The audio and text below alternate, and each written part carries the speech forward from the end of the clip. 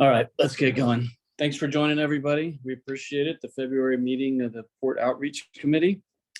I am joining you today from the Capitol. All the California ports are in town today, kind of meeting with legislators to talk about, we got, I think it was $1.2 billion $1.2 billion set aside for ports. That kind of was a reaction to the supply chain crisis. And that ended up going, 70% of that is going right off the top to LA and Long Beach. So the rest, the other 9 public ports, as well as some other folks like the inland ports, are kind of arguing and working out the cost share for the additional funding that's left. And so what we're here doing today is talking to the legislature about putting additional funding to ports, not only on the infrastructure side, but also as we continue to try to reduce emissions and green the supply chain.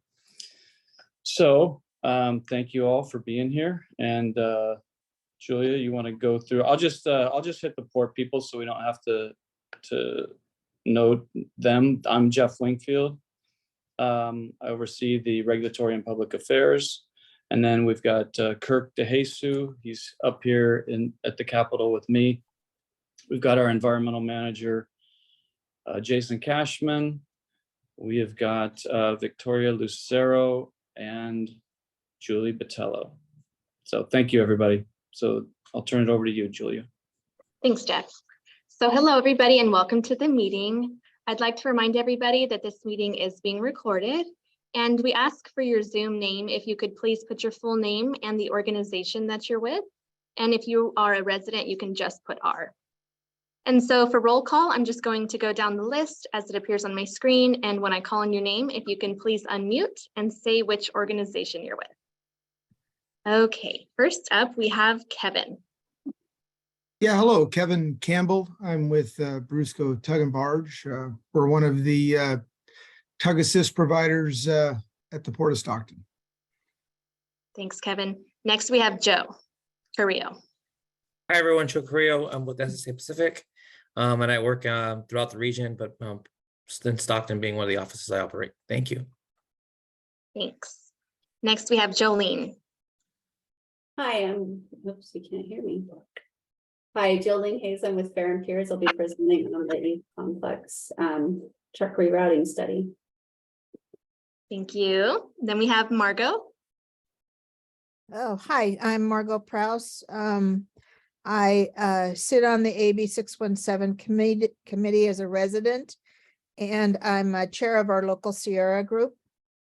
Welcome. Thank you. And then we've got a phone number ending in 8269. Sal Rodriguez, Terminal Manager for Marathon Petroleum. We are attending the port. Thank you. Welcome. And next we have Abdul Fattah.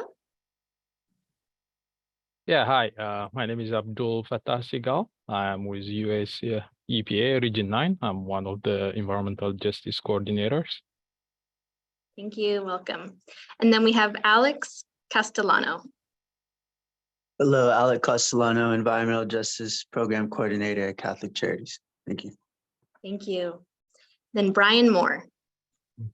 Hi, I'm Brian Moore. I work at the California Air Resources Board and work mainly with AB 617 implementation at the state level. Thanks. Thanks, Brian. Next, we have Chris Morgos. Hey, I'm Chris Morgos, Norton Lily International. We're one of the ship's agents in the Port of Stockton. Great, thank you. Welcome. Then we have Hector. Hello, Hector Olivares. I'm the program manager for the Environmental Justice Program here at Catholic Charities Diocese of Stockton. Welcome. Then we have Jermaine Reese. Good afternoon, everyone. I am Operations and Air Quality Manager at Little Manila. Welcome. Then we have Matthew Hansen. Hello, everyone. My name is Matthew Hansen. I work at US EPA Region 9 with Abdul, but mainly work in the mobile source grants space. Thanks. Thanks, welcome. And then we have Nicole. Hi, good afternoon. Nicolette Densberger with the California Air Resources Board. I work on the ocean-going vessel and maritime regulations. Thanks, Nicole. Then we have Randall. Good afternoon, everybody. Randall Pasick, consultant for the port, work for Starcrest Consulting Group. Thank you. Then Raul Hernandez. Hello, everyone. My name is Raul Hernandez. I'm a president of San Joaquin County Building Trades Council here in Stockton. Thanks, Raul. Next, we have Robert Adams. Robert Adams here with Nautilus Data Technologies. Thank you, welcome. And then we have Wendy. Hi, Wendy Mahaney with Anchor QEA. I'm a consultant. Thank you. And then Willie. Willie, resident. Thank you, welcome, Willie. Okay, and I don't think I missed anybody, so I'll turn it back on over to you, Jeff. Great. All right. Thanks. Thanks, everybody, for joining. It's exciting. We got some new folks, and we're excited to kind of today to share some of the updates we've been working on. Some of the projects is, you know, the Clean Air Plan obviously is the big focus. But I also wanted to thank folks for responding. I think last meeting, I requested if people could help us fill out the blueprint survey to please engage and do that. And so we've gotten a lot of good response there. So thank you very much. In the last month also, I attended American Association of Port Authorities, the Powers Conference. And that was a majority of the Northern America's ports meeting together to work on, you know, emissions reductions and new technology and ways where we could reduce emissions and kind of maintain efficiency. And so I think there were some good updates we learned about hydrogen, electrification, some container on barge updates. But a lot of it was really focused on what we could pick up from other ports and what they're doing and what folks are demonstrating across the country. So that was really helpful, and we'll continue to roll out and work with them and integrate things that we can here in Stockton. Also want to mention the jobs board. It is live. We're excited. We've been talking about this for a little bit. We've got jobs that are now up on our website. So if you're a tenant and you have jobs that you need to fill, please work with Julia or go on and check it out yourself and see if you can place jobs there. We're working through a couple little hiccups, and then we're going to really push it out to the community as well to get them to sign up to look for jobs that are being put on our board at the port. And then, the only other thing, we are going to have a cleanup event next month. We're partnering with SB from the AB 617 group. And so we're excited. We don't have the date yet set up for March, but we'll be reaching out and making sure everybody's aware of that. All right, so we've got a pretty packed agenda today. We're going to, we asked Kevin to be here to talk about all the exciting things that are happening at Brusco Tug. You know, they're one of our 2 tug companies, and they've been working hard to make improvements, to reduce emissions, and to upgrade their fleet. So I'd like to welcome Kevin to talk about their upgrades and what they're working on over there. Thank you. Yeah, sure, Jeff. Yeah, good afternoon again, everybody. Just to let you know, we've operated ship assist services in Stockton for over 30 years now, and we're also over at the Port of Sacramento. And within the last few years, we've repowered 2 of our tugboats to Tier 3, and they're both currently operating in Stockton. And we have a 3rd tug that is in the process of being repowered with Tier 3 engines that started in 2022. That tug is coming along. And then that'll enter the Port of Stockton operation for us. And we've retired 2 of our non-tiered tugboats, the Port of Stockton. And they've been removed from the air district. And then we are also in the process of implementing the renewable fuels on our tugboats at the Port of Stockton. So we'll be using 100% of the renewable fuels. We had a bit of a challenge sourcing it, but we have now found a source for it. And our fuel supplier is pretty confident they can provide that fuel to us. So we're working our way through the fuel that we have on board the tugs, because we don't burn a whole lot of fuel when we're doing ship assist. We're not out for many hours, but we're working our way in that direction. And we're happy to hear that we're able to source it now in Stockton. You know, one of the exciting things that we've been working on, and we've now got signed contracts, but we've got two Tier 4 tugboats that are in the beginning construction phase. Those are both earmarked for the Port of Stockton. They're a small tugboat with a lot of bollard, which is equivalent to horsepower.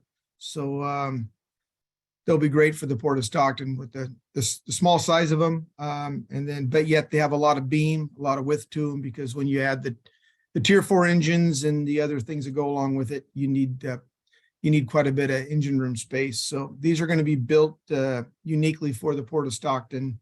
And again, they'll be Tier 4 tugboats. And we're always looking at the hybrid options and the fully electric, which, you know, really haven't seen.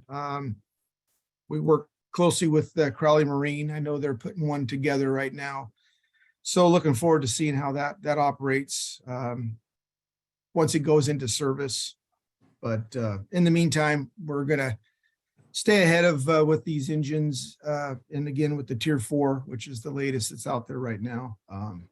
Kevin, so- that electric tug, are they putting that into service in San Diego at some point? Is that where it's targeted to go? Yes, it is. Yes, it's going to the Port of San Diego. Yes, it Got is. it. Yeah. And with the battery usage, you know, you don't get a whole lot of runtime with them. So, you know, a place like the Port of San Diego makes sense, you know, and Stockton could make sense too, you know, as the infrastructure, you know, to be able to charge that many batteries and that type of thing. So, and I know we've talked about it before, you know, because of the short distance that we run to meet up with the ships and bring them to the dock, and the short run to get them off the dock. You know, and I've been asked in the past about shore power, and all of our tugs are plugged into shore power. So when the tugs are at the dock, everything's shut down on the tugs, and they are on shore power, as they have been for quite a few years. But yeah, so I mean, that's just kind of a summary of what we're doing in Stockton. And is there any questions? I've got a question just about how much money are we talking about between, you know, moving from a Tier 2 to a Tier 3 or Tier 3 to Tier 4? Well, tug? the Tier 3 tugs, the last one that we repowered was the Sharon Brusco, and that came in right about 2.5 million on that tug. So we've got two of those, and we have another one that'll go in. And then the Tier 4s, I mean, that's a complete new build. Right now, those tugs are at 9.5 million a piece. So that's pretty close to where they're going to be at, hopefully, Jeff.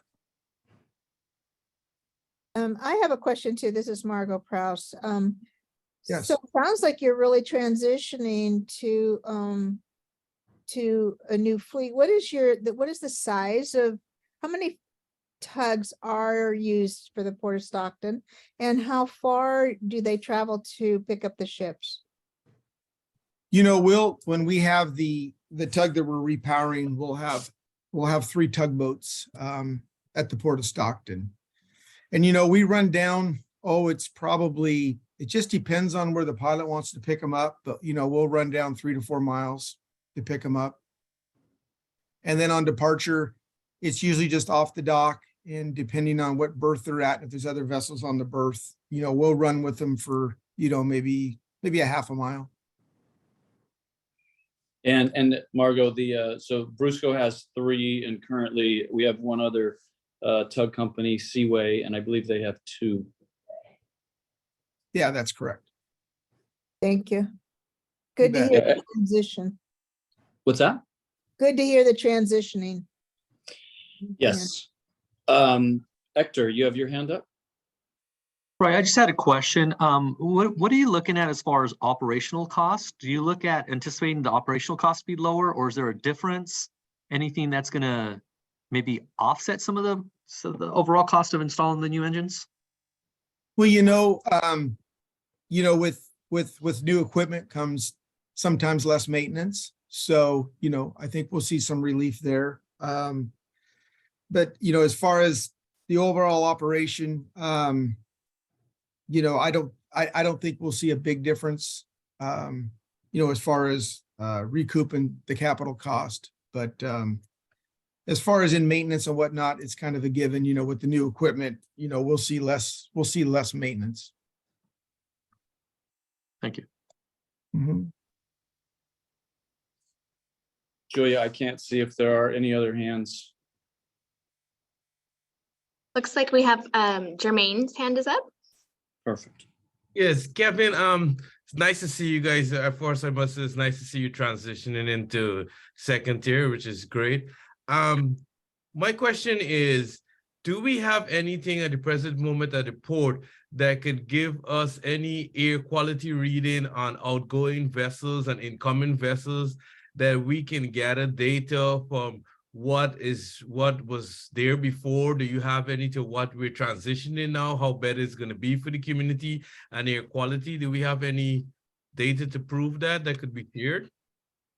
I don't know if anybody from the Air District is on. I would assume that some of the air monitoring equipment that is adjacent to the port could potentially provide that information. Is anybody from there? I can't remember. So one of the air monitors is going to go just to the east of the port, and so that one we're hoping will be able to pick up a lot of the port activity. But I don't know if that one is currently online. I know that there was some planning and effort going on, but I haven't heard an update on the AB 617 meeting. If anybody has an update there. Yeah, this is Brian Moore from CARB. So I don't work for the Air District, but the state. I think it would be hard to identify emissions from a vessel from a land-based stationary monitor. I'll confirm all this. And Jermaine, I'll show you, we did a study it's about 6 or 7 years ago, where we actually drove a monitor in a boat behind vessels in the bay to try to see if we could capture the plumes. And it was challenging with the Coast Guard on a boat cutting back and forth. And I can maybe find the results of that if people are interested and share it with the group. But that was just a pilot study to test like the idea of doing that. But yeah, and I'll confirm with the Air District as well. But I think it would be hard to capture emissions from a specific craft from a land-based monitor. Yeah. Yeah, I think we'd rely on monitoring or not monitoring, but on some data modeling. For sure. Yeah. So maybe that's something that in a bit that Randall can touch on. And then, I'll add as far as the tugboats go, which is something that I would have to circle back, which I'm happy to provide. But, the reduction in emissions going from a tier 0 tug to a tier 3 to a tier 4. But that's something that I could provide. I wouldn't want to just throw it out there off the top of my head, but that's something that we could easily do. So maybe Jeff, I could get that to you, and then some point if you want to share it at a meeting or however you get information out to everybody that's on the call here. Yeah, no, that would be great. Really appreciate that, Kevin. Yeah. Julia, are there any other hands? And Go Jeff, ahead, that Kevin. would cut, and that would come from the engine manufacturer. So that's when they're selling their products to us. This is what the questions that we're asking. But I'll circle back and get that, get exactly what we're getting from them. And gotcha. Happy to share it. Great.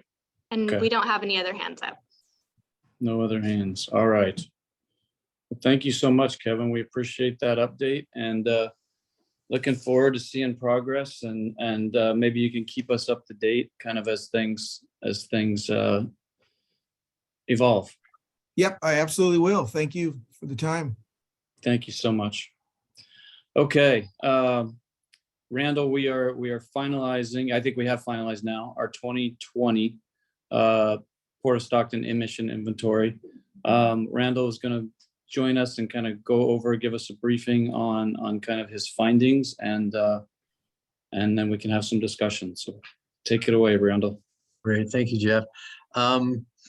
Just as Jeff mentioned, we've been tasked from the port to do their emissions inventory, and we've done the 2018 and the 2020 inventory. Can we have the next slide, Julia? Thanks. Oh, too far. You took away, that was the thunder. Okay, so no worries. The so one of the things I think to mention is kind of where does this all fit together? And I'm sure some of the folks here have been aware that there's the ports work on a clean air plan. The electric vehicle blueprint is also out there. And then I'm going to be talking about a little bit about the emissions inventory. And so the question becomes, what is, these are some tools in the toolbox, but kind of how do these tools fit together? So we have the next slide. So the clean air plan in essence says, what are we doing? And so it lays out some, and a lot of you are probably very familiar with it, but it lays out the options and things that could and will be ultimately done into the future to get the port to its goal of zero emissions. The blueprint is an example of one of the things, an option or an implementation of something in the clean air plan is that, this is how we do it. We're gonna do something and put electric vehicles in there because they have zero tailpipe emissions. And then the emissions inventory is a tool to say, well, how are we doing? Is one of the options, but the other one is also to tell you where should we focus, which sources might make the most sense. So if we can go to the next slide. And so, as I mentioned, we were tasked by the ports to do the 2018 and the 2020 inventory. And the next slide, please. And so I'm going to talk a little bit about the 2020 inventory and then and how it compared to the 2018. So really quickly, if folks are not aware of what is included in the what is an emissions inventory, it's an estimate of the emissions of the pollutants by the major sources at the port. And for the port, it was done. It's typically done for mobile sources because those are the majority sources at the ports. Stockton's a bit unique because they have some tenants who have some large stationary sources, but those are typically handled by the districts. And so we were focusing in on the mobile sources, which are usually handled at the state level or at the port level. And so what the inventory looked at were the ocean-going vessels, the cargo handling equipment, the rail, the locomotives emissions, the on-road vehicle, trucks, and automobiles, and then hovercraft, which Kevin talked a little bit about one of the fleets there at the port. Next slide, please. And then another thing, what pollutants are included? I kind of left this here just so folks, if they wanted to share this, they could kind of go back and look at it. But it's NOx, hydrocarbons, particulate matter, diesel PM, which is an important air toxic, sulfur oxides or SOx, carbon monoxide, and then of course greenhouse gases. There's a little. We don't have much time, so I'm going to dive into it. But there's a sentence about kind of what the health effects are. But in essence, NOx and hydrocarbons, ozone issues. They also are precursors to PM. SOx is a precursor to PM, and diesel particulate matter is the major air toxic leading to health effects in state. And carbon monoxide is a problem. Used to be more of a problem from the older vehicles. And then greenhouse gases are now the ones that have a global scope. So can I have the next slide, please? So how are the emissions estimated? It's a relatively straightforward process in terms of the equations. So the emissions are equal to the activity times an emissions factor. And kind of give you an idea what the emissions factor, I know Kevin mentioned that the pre-tier hovercraft have a certain emission factor, that the engines had emissions per a certain energy output. The pre-tier zeros as compared to the tier 4, the tier 4s are about 95 to 99% cleaner, depending on which pollutant you look at. So their emission factors are much lower as opposed to the other one. And so, and these things are typically given by from the factory or required by legislation or law. The emissions estimates are typically reported, at least in the Port of Stockton inventory, in tons per year. And the activity is either generated from its a usage, whether it's fuel use, miles driven, hours of operation per year, and for that. And the emission factors are massive pollutants per amount of energy used. And if you know the miles, or if you know the fuels, or if you know the hours, you can make some assumptions on what the energy usage is for that piece of equipment. And it's done at the equipment level. Next slide, please.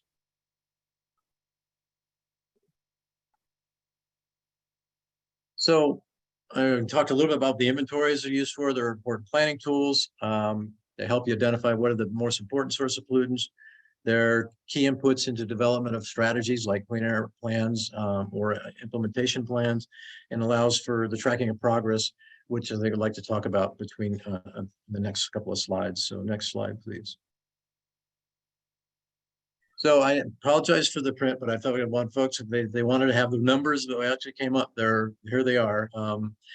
Probably the key or the biggest, and so the top one are the 2020 emissions estimates by the source categories that I mentioned earlier, the 5 source categories, and then the 2018 is the next half of the, or next third of the slide there.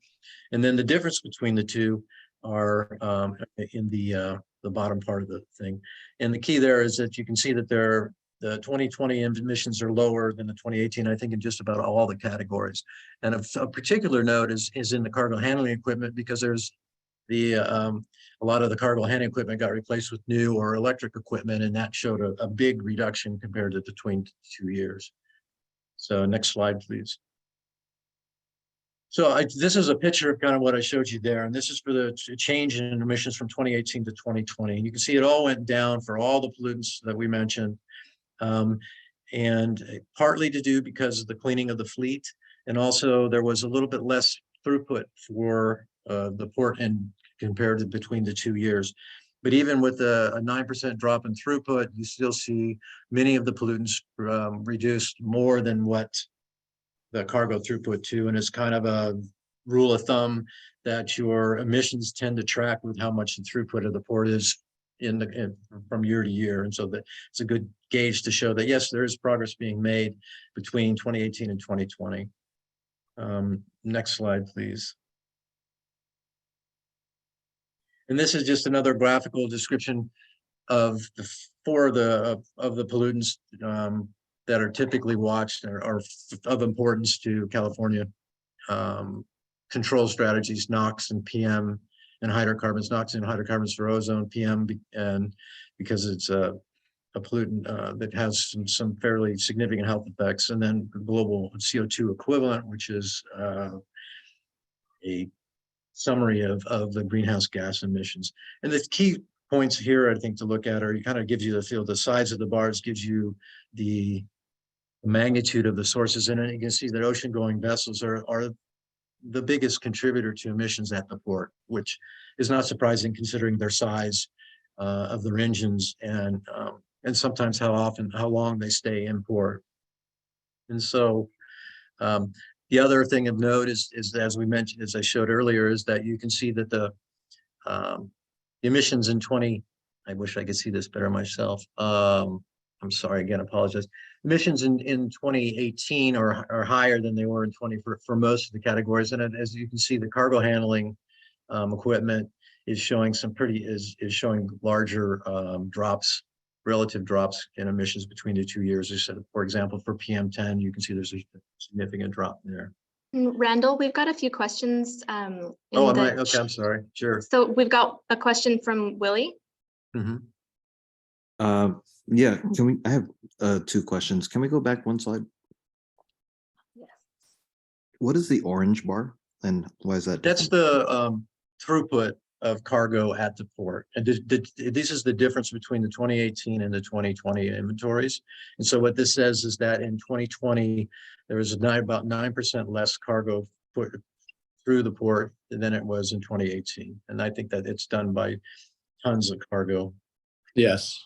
Yeah. So Willie, ideally we would have, let's say 4.5 million metric tons of cargo in 2018 and 2020, but we can't, it doesn't always work out like that. So 2018, we had more cargo coming through by about 9% than 2020. So does that? So then the amount of emissions is, could you potentially say that it's a like proportionate to the percentage decline of volume that went through? It's important. I mean, the decline in volume is part of that. It's not a direct relation because it's a little complicated because, for example, if you're pushing, I think of a good example real quick, or say for trucks, for instance, if there's a truck traffic coming in and it's not necessarily driven by what comes through the port. So there's other reasons that the trucks come onto the port for our thing that necessarily wouldn't track as strongly with cargo as say cargo handling equipment, which obviously only operates when the cargo when the ships are in port. And so you'd expect certain categories to track better than others. But as a rule of thumb, it gives you a flavor for it. And I think you can say this picture, which to me speaks, it says that for the most part, I mean, for most of the pollutants, you were holding at least steady, that there was no increases with because they kind of dropped at the same amount as the cargo did. However, there were several that dropped more, which would tend to indicate that the fleet, in addition, you are actually improving between the years. And that's also borne out in some of the early in the charts and in the tables that were shown earlier. Yeah, I think that, you know, if I were just to ignore the cargo part, it would look like everything's declining, but adding the cargo kind of gives me a baseline to say that, okay, it's proportionate. I know it's not exactly proportionate, but it is somewhat proportionate. I guess one other way to answer my question, can we go back one more slide? Yeah, I think that one will help you, maybe. For this chart here, do we have a similar chart that shows activity and shows emission factor? So I'm asking, you know, you mentioned that emission is a formula that equals activity times emission factor. Do we have a chart like this for emission factor and activity? In the inventory report, and each one of these, each one of these source categories has a chapter of its own, and in each of those chapters are the emission factors and the activity that was used to do it. And so for ocean-going vessels, it has to do with hours that they're at, the number of visits, and then the hours they're at berth, and that's kind of, and the activities derived from that, with some assumptions about engine size and emission, and the emission factors are from reputable, not reputable is the wrong word, from established sources like US EPA or California Air Resources Board or the International Maritime Organization. So these are vetted, you know, and the emission factors are as approved by the scientific community or the environment and the inventory committee. So would a better assessment compared to this chart be actually looking at the change in emission factor from 2018 to 2020 to see how productive or efficient equipment is? I mean, you could, if you went down to but then you have to almost go to the equipment level. Because for example, if you got rid of an old cargo handling equipment, like a forklift, and you substituted a new electric one, which has been happening, then your emission factor goes from so many pounds or so many grams per horsepower hour to 0 grams per horsepower. And you could do that, but that's kind of what's done here, is because we do each piece of equipment's emissions are estimated for each of the years, and then they're all added up together into these categories. And so it's kind of what's being done, is what you said. If the emission factors only change if the equipment changes, because the emission factor is based on what type of engine, what year it was made, what kind of equipment it has on it, that kind of stuff. Yeah, I mean, I'll stop here, but I mean, we would want the port to have the highest activity level as possible, just because it's great for the community here. I guess I feel personally that looking at emissions factor from 2018, 2020 and going forward would be more prescriptive of like where we need to take action at the port to become more efficient. But yeah, I'll end my question there. Yeah, and this is just the first two that we've done, and so we're talking right now about moving ahead with the 2022 emission inventory. So the more information we get, the clearer hopefully the picture, you know, is going to be. We have a couple more hands up. Margot, did you have a question? I did. If you could go ahead 2 slides. Yes. This No. One more. Oh. Okay, I guess back one. Yeah, no, sorry. The forward one. There. Okay, perfect. I just can't really see it. So, the trucks on, in the area, are they the on-road vehicles? Is that Yeah, what- so that's actually mostly the truck emissions. We do have, we looked at some of the port-owned automobiles as part of this. But I say probably 95 to 99% of the emissions are due to the trucks on this chart. But they're all the trucks bringing cargo in and et cetera, everything. Yes, there anything, the goal here was to try to get get information on all the trucks that visit the ports that actually have are dealing with some sort of cargo that comes through the ports. That's the idea here. Thank you. And then we've got a hand up from Hector. Hello, I just want to know if this is going to be available to outside agencies? All this Yes, material? yes, absolutely. Right. In fact, wasn't this sent out to the group, Julia? Yes. The draft emission inventory, yes, and when we finalize it, we'll send another one, but although there won't be many changes to the draft currently. Okay, and then it looks like the change, there is some reduction from 18 to 20. How do you, if you worked in this, how do you anticipate the rise, the potential rise of emissions with port starting to ramp up its operations and bringing in new tenants, specifically like Denmark with their soda ash and more trucks, more trains, and then more ships? We're looking at every project kind of independently and trying to utilize the best decision that we can on I think some of the comments we've got back on the clean air plan so far is, okay, what is this balance between trucking and rail? Making sure that we include the best equipment requirements and cargo handling practices. So we'll be discussing that kind of project by project basis in the CEQA document, Hector. Thank you. Okay, we've got no more hands up. I think we're pretty much done here. Can you slide ahead a couple more? I think this one, I know that the Clean Air Action Plan got some comments back on this type of comparison, and we thought that the comparison would be better to the community, not the entire San Joaquin Valley Higher Quality Management District's emissions.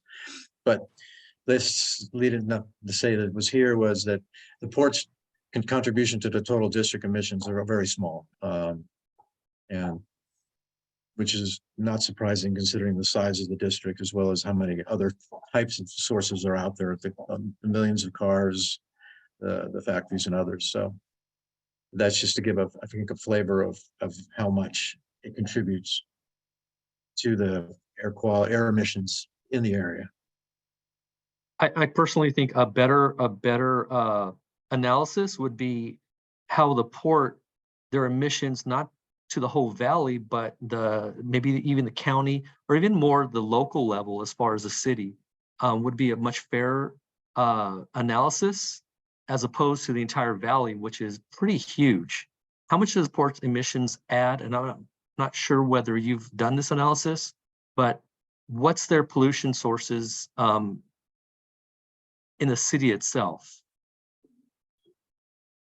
We weren't tasked with that, and that thing, but I do believe that I think there's an inventory that has been done for, what are they? I don't know, Jeff, help me out. The AB 617 inventory for the community wide, I think is how that's defined.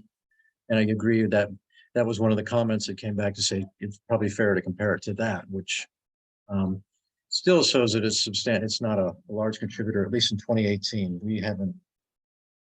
It wasn't. Yeah, Hector, I think that's fine. We can take a look at that. That's we're happy to do that. We'll look it up here, but, all right. No more questions. Next slide, please. So I think the observations are there. We've kind of already said this, but I'll say it to complete it here. The emissions have been reduced from 2018 to 2020 due to decreased port activity and some introduction of newer and cleaner equipment to the port fleets. Again, ocean-going vessels dominate the port's total emissions, and the other four categories contribute somewhat equally to the remaining emissions. And then this small fraction of the entire air basin is probably better stated with a little smaller region to compare it to. So that's it. Are there any other questions? No, that. I don't know if there are, but I want just a comment I have is that that the 2022 emission inventory will probably be around the same. I want to say it's fairly close to the cargo throughput of 2018, and so that'll be another comparison. And we've introduced additional equipment. You know, we've got work going on the locomotives. We've got work going on the tugs, and so we're going to keep working to continue to drive down emissions. And then Willie, did you have a question? Yeah, I was just curious for the report. Do we report emissions per like cargo unit throughput? I feel like that would be like a more easier way to compare from 2018, 2020, and 2022. Yes, I mean that's one way to do it. It's Stockton's kind of unique because it has different commodities. I mean, a lot of the bigger ports, if they do mostly containers, you do it per container throughput, right? How many tons per container, and you can do that as a comparison. So yes, normalizing it to throughput, whatever you want to choose, is probably another way to look at it, and a valid way to look at it, I think. And I know that Jeff has asked us to look into that a little more, to figure out what would be kind of the best normalizing way to do it. And so we've been putting our heads together and trying to figure that out. But I think the next inventory will definitely have something like that metric to help with the comparisons. Yeah, I just personally think that, you know, the decreased port activity in 2022 is kind of making it hard to give apples to apples comparison. So I think once we do normalize the data, it'd be interesting to see if it actually was in fact like not increasing, or if it was slightly increasing. It'd be good to reassess once we divide it by that common unit.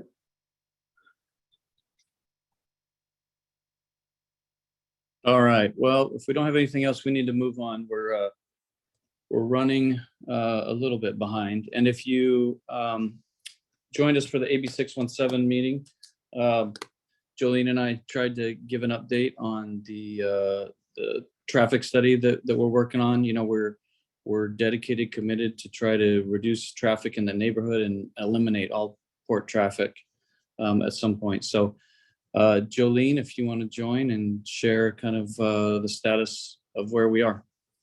Sure. And I think for those of you that were on the last time, I apologize again for how difficult it was to hear me. Not in a great location. But let me see if I can share my screen, and I'll go back over similarly some of just where we're at and our current findings. Make sure I'm showing you.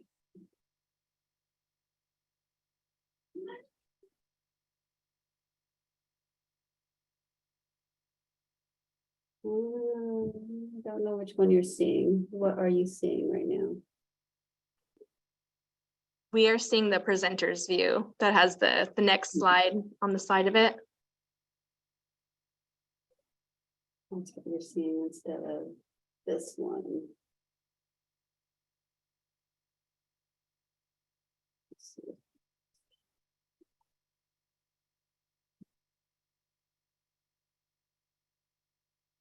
Technical difficulties.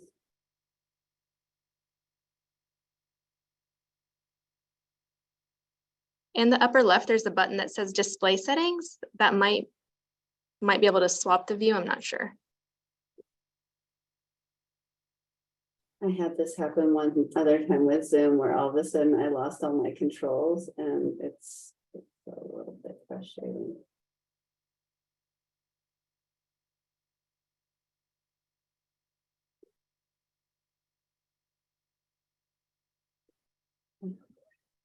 I can see them, but they're minimized.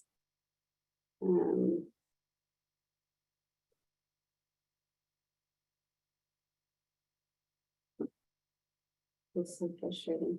Does anybody remember the trick on how to undo this? It's like minimizing my controls. They're all in this little tiny box in the bottom of my screen. Sometimes if you press escape, it shows your controls. Yeah, I tried that and that's not working.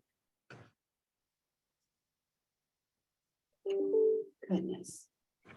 Will it work in this, It probably display? would. Is it moving forward? If I'm moving forward, it's just, I know it's not an ideal view. Yes, it is. Okay. Boy, goodness, I am having bad luck with this. Just No real quick worries. on the background, we'll just talk why we've been doing this, and I think many of you have heard this before. The intent of the Crosstown Connector was to bring the trucks out of the neighborhood and into the port from the west side, instead of having them travel down the freeway. Off ramp used to go, it was Washington Street basically, and all of the trucks would come through Washington. So Crosstown Connector did alleviate a lot of that, but we still have the East Complex access issues. So we still have a pretty significant amount of traffic that has to travel mostly up Fresno Avenue when it comes off the Crosstown Connector to get into the East Complex. So with that, we've had truck parking issues, truck traffic, concerns with safety, noise, property damage. A lot of the common responses in communities when these things happen is to just ban trucks. And initially, that's what the city was planning to do, is just to prohibit trucks on Fresno. But as we looked more at the users over in the East Complex and even non-port users like Penny Newman Grain, we realized that there are a lot of major port generators or freight generators that are not port users that also have to have access. We've been looking at a lot of different ways to figure out how to reroute the trucks. So this is the final report and where we're at. So the key considerations, like I mentioned, is just the location of that East Complex gate, the understanding the Boggs Tract community and the residential components, but there's also some land use issues within the neighborhood that we'll talk about briefly. And just making sure that we're also paying attention to the train traffic at the at-grade crossings in the neighborhood. So specifically, this is the area we were looking at. You can see the yellow is residential, the orange is general industrial, green, that's the public facilities in the map. So this is the black outline, that's county, and everything around it is city except for the blue, which is the Port of Stockton. So this black area inside the land use and zoning comply, they're fairly consistent, they conform. But when you get into some of the city's jurisdiction, we see some non-residential uses happening on residentially zoned properties. And then we also have some of these orange lots that are intermingled with the residential. So that's where a lot of the problems are, including some new truck parking facilities that are right over here on Ventura. So we went in and, like I mentioned, the jurisdictional boundaries, the purple is the county. This pinkish color everywhere else is the city, and then the port is in the green here. And that the back gate, that East Complex gate that we talk about that accesses the East complex of the port, is right here on Harbor Street. And then Penny Newman Grain is over here. And then we also have a lot of industrial users, mostly Duraflame, and a couple of others that are down over in this part of the neighborhood that also need access. Oh, I guess one other thing is the at-grade crossing. So we do have these at-grade rail crossings. So one right here on Washington, right before Ventura. That's a fairly active train crossing. So we did look at the train volumes there and how long of a delay they might have if they're using that route. Since the last time I provided this information, we have included a couple of additional recommended improvements. So one of them is to look at installing some curb extensions and a pedestrian hybrid beacon on South Fresno Avenue at the crosswalk at West Sonora. And this is just to improve safety for the children that are accessing Washington Elementary School. So that's this yellow circled area down here. And then doing some bulb outs on Washington Street. And then these other long-term improvements, we also looked at one other option of trying to get trucks to Garfield Avenue.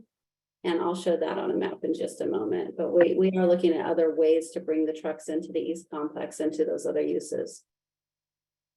So these are phased improvements. So we had a few different recommendations that came out of the report. One is, this is one of the first ones we thought that might be workable, is using Washington Street, but having traffic come in from the west towards the east.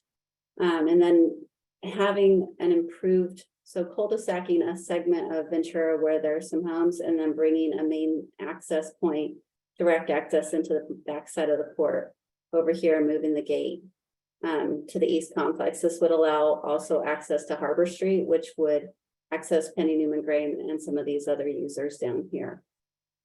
So one of the problems with this is just the amount of train traffic, like I mentioned. So the widening of Washington Street, which I know is something Jeff was working with, informing people about how important that project is, and that widening of Washington Street would allow some queuing space for those trucks to be able to wait if there's a train. So that project's really important. And we're trying to connect that Ventura Avenue improvement with that Washington Street improvement. Yeah, I just wanted to say that, we'd only be widening Washington from Ventura to the west to Navy Drive, nothing obviously in the neighborhood. Right. And as a matter of fact, I think on Washington Street, we've talked about some traffic calming options that would deter trucks, as much as there's going to be signage prohibiting trucks on the segment that would be to the east of Ventura. Some other deterrents like speed humps or bulb outs, other treatments that could deter trucks from using Washington beyond Ventura. Then one of the other options that we looked at, and we're not really, we need to do some more investigation, and this is where the port is soliciting some input from some of their engineering people on, so looking at access to get to Garfield Avenue. So between Fresno and Garfield, there is a lot of right-of-way and some room underneath the crosstown connector, but we're not sure how we might be able to route trucks. Perhaps having them still come up Fresno until they get to this point, but avoiding the neighborhood by taking another roadway that connects through. There's an industrial roadway on the north side of the freeway, but it's privately owned. And then there's a residential street on the bottom on the south side. And there's a lot of right-of-way in between both of those in the freeway. So there might be an opportunity to create some kind of connector that would at least give like Penny Newman Grain and Duraflame and the East Complex users an alternative route. Jolene, we have a comment from Hector in the chat. It says, what about a traffic circle to deter trucks using Washington Street? Yeah, that's a possibility. And especially at the intersections in between Fresno and Ventura, that it just depends on the right of way. Usually we do those small traffic circles like a planner, if that's what you're thinking about. We just it would depend on the available right of way at those different intersections and the opportunity to do that. And it looks like we've got a hand raised from Jermaine. Do you have a question? Yeah, South Fresno Street and South Washington Street, which is from your study, if I read, they say within a day you have 5,200 or something vessels passing through, which 50% is actually trucks coming through. This is from your study. And on Washington, you got something like 2,000 or something, 30% is actually trucks passing through there, which comes in the area of 6 to 1. When school is in, a lot of people are moving. is it possible that we can just entertain the thought of just revisiting our whole truck routes, of rerouting everything, or an option of even changing the time of which trucks are allowed to access those areas, considering our kids at the time that has to go to school and the admissions that are put into our kids there on a daily basis? We have investigated and turned over just about every rock. I mean, we've sat down with the principal of the school, we've sat down with the city, the county, the operators of these facilities. We have really been trying to figure out what are the options to get trucks out of that, especially off of Fresno. And we sat in one of the classrooms with the principal of that school and one of the teachers at about 2:30 in the afternoon, and we heard how loud it was and how distracting that must be for the children. So everything that we're looking at is how can we get those trucks away from Fresno and off of Washington Street. Those first two options, they will accomplish that. Maybe not as well as what we're thinking as the third one, which is doing exactly what you're thinking. We would prohibit all truck traffic over here. We would require all trucks accessing the East Complex to come across a new bridge that could be constructed back over here off of 5th Street. So that's this blue connection would be a new bridge, and then create a new roadway that would bring the trucks in this way and then keep them up on Harbor Street. So there would be no reason for them to be south of Harbor Street. So that's the third and more longer term solution, simply because of the amount of design work, construction costs, environmental clearance that would have to happen with building a new bridge over the water.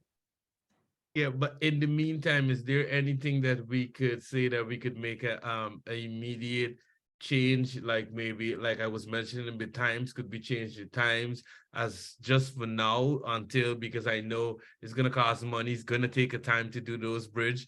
It's not something we could just get out there and tell them to stop, drive through just like that. Is there some kind of mean we can reach with them, a medium that could happen in the meantime? Not that I could think of. I mean, we do know what their hours of operation are. We know when their customers are expecting deliveries and when they have their staff at those industrial facilities. So it's and I don't think we would want them working at night just because of the noise that would generate for the residents in that area. We have looked at a very near-term solution, which could happen pretty immediately, of eliminating all trucks on Washington between Ventura and Fresno. We think that that's a prohibition that could be put into place fairly easily. It's just that the Fresno Avenue piece is the most, that's the one that generates the most impacts to the school. And there isn't an easy solution to it at this point.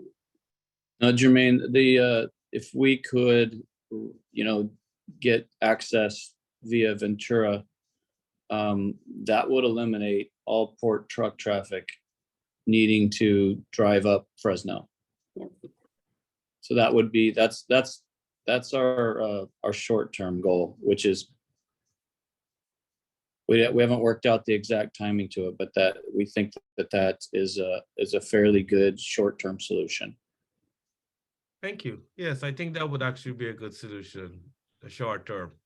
And then we can continue to work to get it permanently installed of what we would actually like for our residents.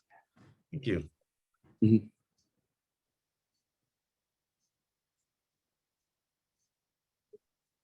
So then I just had our next steps, which one of the things that we do need to pay more attention to and to analyze a little more closely are some of these the concept designs for developing these out.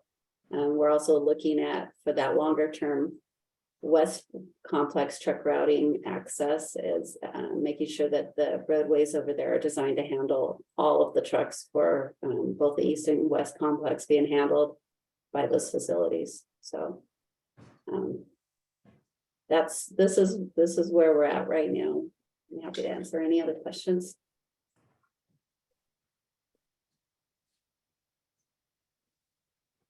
Julia, are there any other hands? No other hands. Great. Great. Okay, so we'll come back. We'll be reporting on this monthly, kind of where we are right now. As Jolene mentioned, we're kind of engaging with some engineers to help us put together kind of the overall design of the project. And so hopefully we can move fairly quickly, but that's our goal, and we will be updating on a monthly basis. So thank you, Jolene. Yep, thank you. Hector mentions, is this presentation going to be sent out? Sure, I can make it available. Yeah. It'll be permanently on Zoom if I can't figure out how to get my controls back. Yes. Yeah. Just shut down and rejoin you in a second. All right. Well, thank you. That's great. So hopefully you can see some of the steps the port's taking to reduce overall impacts on the community. We're continuing to make efforts, and as Randall said, when we move into the 2022 inventory, we're hopeful that we can continue to show improvements. So just as always, if anybody wants to come out and meet with the staff at the port, we're happy to do that. If anybody who has not been on a tour that attends this meeting would like to do that, we're happy to make those accommodations as well. Also, any suggestions for any topics that we want to cover, please feel free to reach out. We're happy to work on those and incorporate anything that